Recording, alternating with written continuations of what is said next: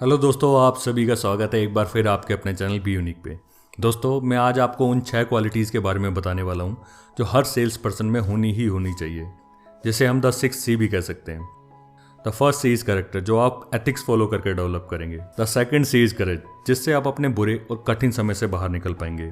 The third C is conviction, आपका भरोसा आपके प्रोफेशन, प्रोडक्ट और कंपनी के लिए, जो साफ साफ आपका कस्टमर आपके बिहेवियर और बॉडी लैंग्वेज से समझ जाएगा। The fourth C is clarity, जो आपको होनी चाहिए आपके गोल के प्रति, आपके जीवन में उद्देश्य के प्रति। The fifth C is competency, आपके अंदर वो स्किल और विल होनी चाहिए जो आपको सेलिंग में बहुत ऊपर तक ले जाए। और the last six C is communication, ये भी स्किल में ही आती है कि आप किसी को कहाँ तक कन्विंस कर पाते हैं।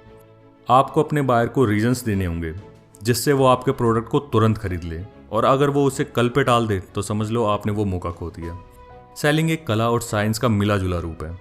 कला इसलिए क्योंकि जिसे आप अपना प्रोडक्ट सेल करना चाहते हैं वो एक इंसान है, और इंसानों का एक नेचर होता है कि वो बहुत अनप्रिडिक्टेबल होते हैं।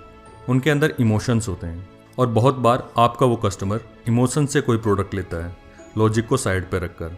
इस प्रोफेशन को मैं कला इसलिए भी कह रहा हूँ क्योंकि इसमें आपको बहुत इनोवेटिव होना पड़ता है, कुछ यूनिक होना पड़ता है आपको अपने कस्टमर को मोल्ड करने के लिए।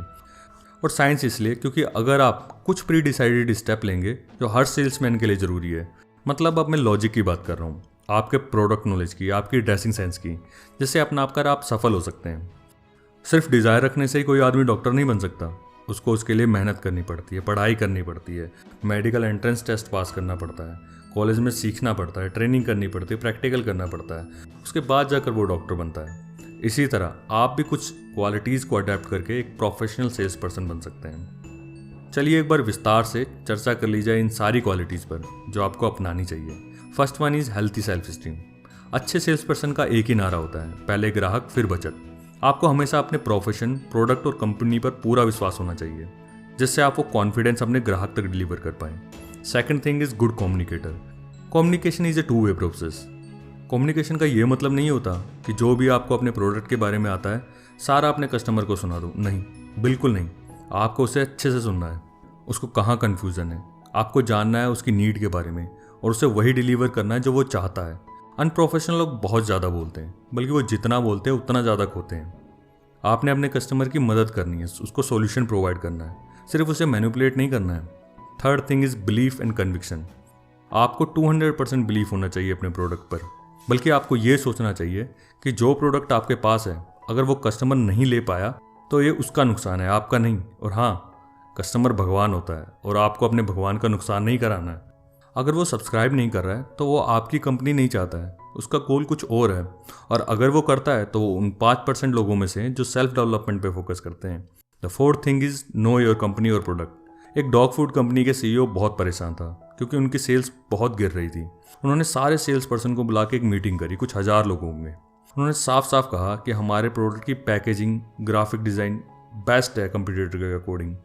हमने एडवर्टाइजमेंट पे भी बहुत बड़े स्केल पे की है, हमारी सेल्स टीम भी बहुत बड़ी है, लेकिन फिर भी हमारी सेल पता नहीं क्यों गिर रही है।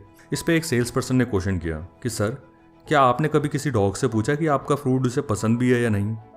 मतलब इतना इन्वेस्ट कर दिया, कभी हमने अपने एंड यूज़र पे फोकस किया? कहीं वो हमारा फूड ही ना लाइक करता हो? शुरू में एडवर्टाइजिंग, पैकेजिंग और सेल्स टीम की वजह से डॉग ओनर ने तो फूड ले लिया, बाय कर लिया, लेकिन घर पे हमारे एंड यूज़र ने, मतलब डॉग को वो फूड ही ना पसंद आया हो, इसलिए हम अपने कस्टमर को रिटेन ही ना कर पा रहे हो। The key point two remember here is, जितना ज़्यादा आप अपने प्रोडक्ट और कंपनी के बारे में नॉलेज रखेंगे उतना ही स्ट्रॉन्ग कमिटमेंट आप कस्टमर को दे पाएंगे, उतना ही आप ओवर प्रोमिस और अंडर डिलीवर करने से बच पाएंगे, उतना ही आप अपने कस्टमर की क्वेरी सॉल्व कर पाएंगे। आपको अपनी कंपनी का पता है तो आपको पता होगा कि आप अपने कस्टमर के लिए कितना फ्लेक्सिबल हो सकते हैं, कहाँ तक आप उसे डिस्काउंट दे सकते हैं। अब सबसे इंपॉर्टेंट पॉइंट जो है सीखना, दैट इज़ कंटिन्यूअस एजुकेशन। जिन्हें अपना कैरियर सेल्स में बनाना है और वो शिखर तक जाना चाहते हैं, वो हमेशा सीखते हैं, सीखने वाले कल्चर में रहते हैं और अपनी फील्ड में आगे जाते हैं। इन्हें ही हम टॉप परफॉर्मर कहते हैं। एक्सपर्ट्स का मानना है कि अगर कोई भी हफ्ते में 5 से 7 घंटे अपनी फील्ड में कुछ सीखे, एजुकेशन ले, वो 3 से 5 साल में अपनी फील्ड में एक्सपर्ट हो जाएगा। इससे आप सिर्फ अपने प्रोडक्ट के बारे में ही अच्छे से नहीं जान पाएंगे, बल्कि आप कस्टमर के बारे में भी जान पाएंगे, जो बहुत अनप्रिडिक्टेबल होता है। आप कस्टमर की साइकोलॉजी से अवगत हो जाएंगे। अब मैं जाते जाते आपको एक स्टोरी बताता हूँ। एक बार की बात है, एक वुड कटर, लकड़ी काटने वाला, एक कंपनी में 5 साल से काम कर रहा था, लेकिन उसकी सैलरी नहीं बढ़ी। कंपनी ने एक्सपेंड किया तो उन्होंने एक और वुड कटर रख लिया और साल भर के अंदर अंदर उस नए वुड कटर को इंक्रीमेंट भी दे डाला। इससे पुराने वाले वुड कटर ने अपने मैनेजर से पूछा कि मुझे भी इंक्रीमेंट चाहिए, मैं भी 5 साल से काम कर रहा हूँ। इस पर उसके मैनेजर ने जवाब दिया कि हम प्रॉफिट पर काम करते हैं, वो ज़्यादा काम करके दे रहा है, पहले के मुकाबले ज़्यादा पेड़ काट रहा है, तो उसे इंक्रीमेंट मिला है। इसे सुनकर वो काम पे आया और पहले से ज़्यादा जोर से पेड़ पे कुल्हाड़ी चलाने लगा। शाम को देखा तो कोई फ़र्क ही नहीं पड़ा, उसने पहले जितना ही रिजल्ट दिया था। इस पर उसने सोचा कि उन्हें नए बंदे से ही पूछ लिया जाए, तो उसने साफ साफ उस नए वुड कटर से पूछा कि आप पहले से ज़्यादा अच्छा रिजल्ट कैसे दे पाए। तो नए बंदे ने उसे समझाया कि मैं हर पेड़ काटने के बाद 2 मिनट रुकता हूँ और उन 2 मिनटों में अपनी कुल्हाड़ी पे धार लगाता हूँ। अब आप बताओ आपने अपनी कुल्हाड़ी पे कब धार लगाई थी? उसने कहा शायद 5 साल हो गए। तो दोस्तों आप समझ ही गए होंगे, ये कहानी हमें सिखाती है कि हमें हमेशा सीखते रहना चाहिए। सीखना हमेशा आपको शार्प रखेगा और आपका कंपटीशन भी कम करेगा। तो दोस्तों आज के लिए इतना ही, मिलते हैं आपको नेक्स्ट वीडियो में, तब तक के लिए टेक केयर।